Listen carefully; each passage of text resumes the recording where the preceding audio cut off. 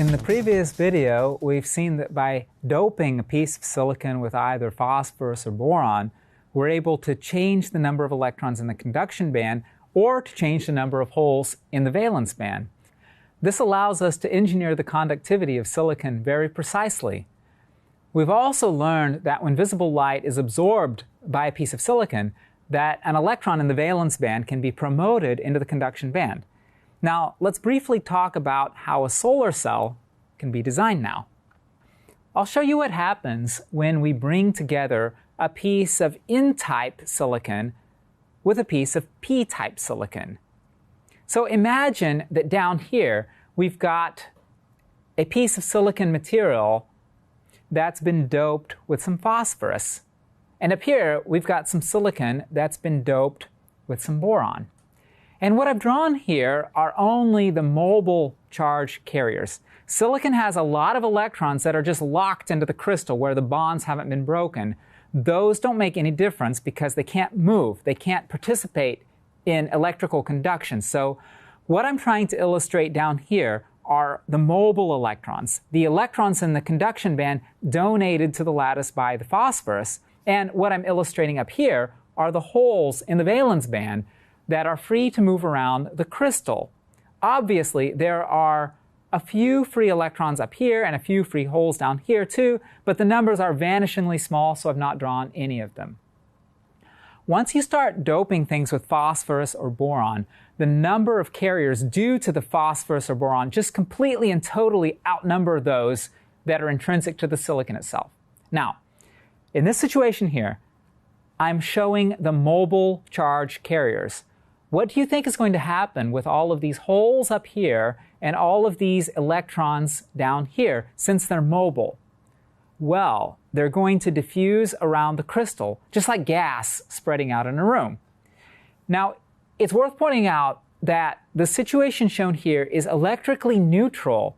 Although I've only drawn the mobile holes down here, the fact doesn't mean that the boron-doped silicon is somehow overall positively charged. No. Every boron atom is electrically neutral. Every silicon atom is electrically neutral. Every phosphorus atom is electrically neutral. It's just that the holes are free to roam around the lattice. The same thing with the phosphorus-doped silicon. Overall, it's electrically neutral. It's not overall negative down here. It's just that the electrons in the conduction band happen to be free to move around the crystal.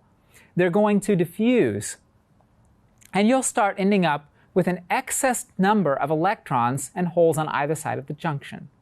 So for example, if some of the electrons from the N-type material diffuse over here, some of the holes from the P-type material diffuse down here. What stops them from diffusing all over the place?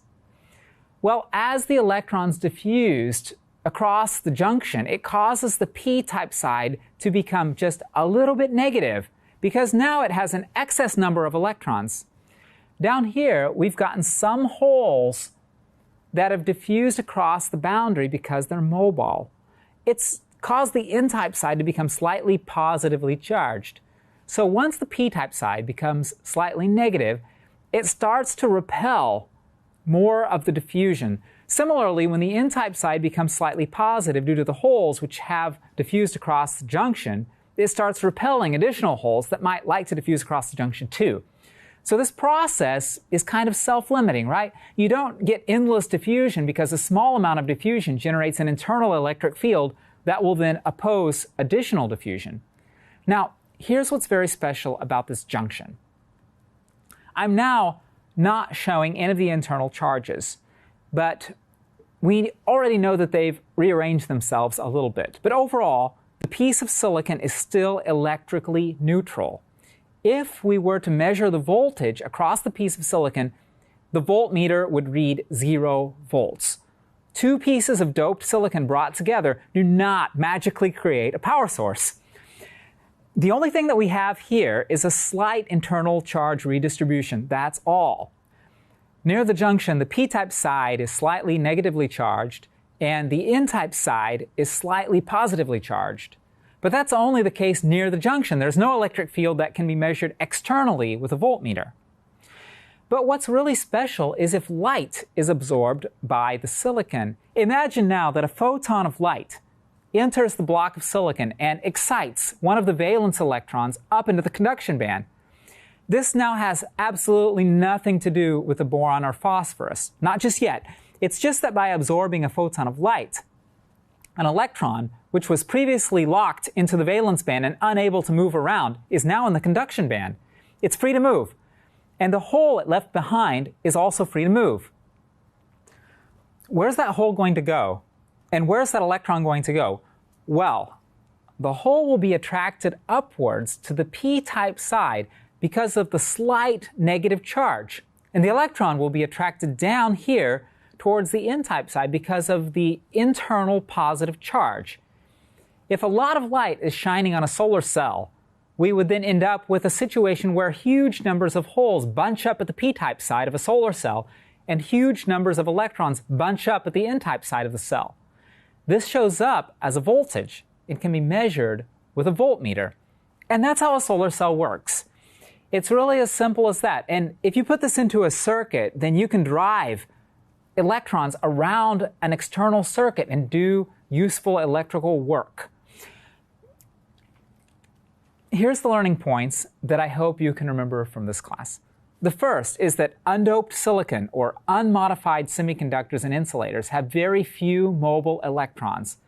If you want to make the electrons mobile in order to change the conductivity of a material, there are a few ways you can do it. One way is to excite electrons by heating a material, but this tends to not excite very many of them. Light absorption is another way to excite a number of electrons. Doping a semiconductor is one way to change the conductivity of a material by many orders of magnitude. Finally, we've seen how doping can be used to generate a solar cell.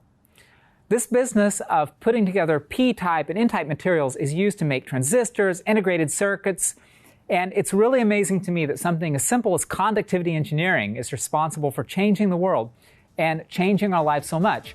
I hope that in this course you've come to appreciate semiconductors and now understand something about them.